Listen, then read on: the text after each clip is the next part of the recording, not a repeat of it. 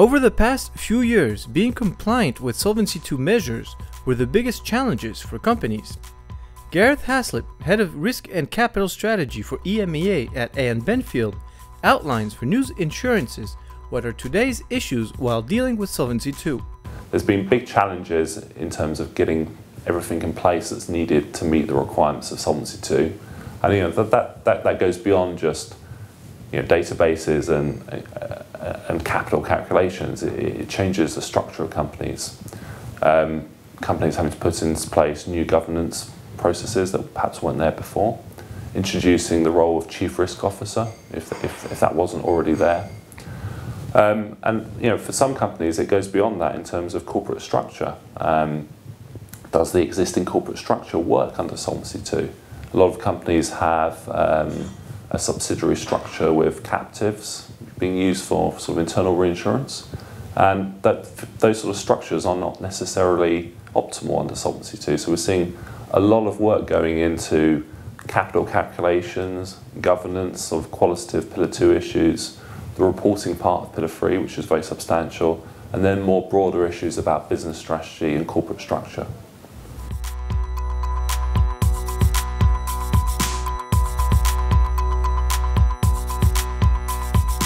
One of the key concepts in terms of how you design business strategies in a post-Solvency II world is to think about not just pure profitability or return, but thinking about the profit you're achieving per unit of risk and per unit of capital. So if your focus is you want to maximize the ROE for shareholders, then your goal is to maximize the profitability or return per unit of capital that you use in the business.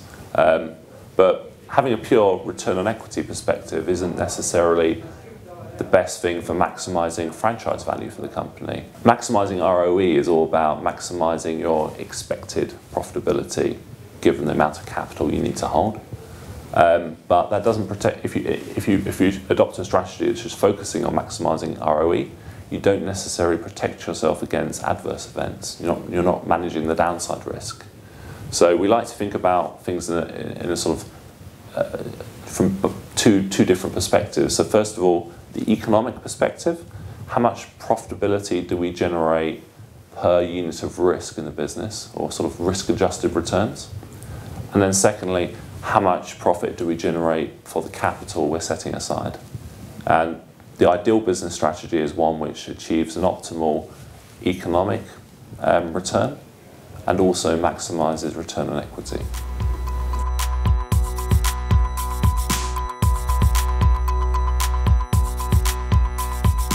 Up to now, we've tended to be more focused on helping companies deal with the challenges of getting ready for Solvency II.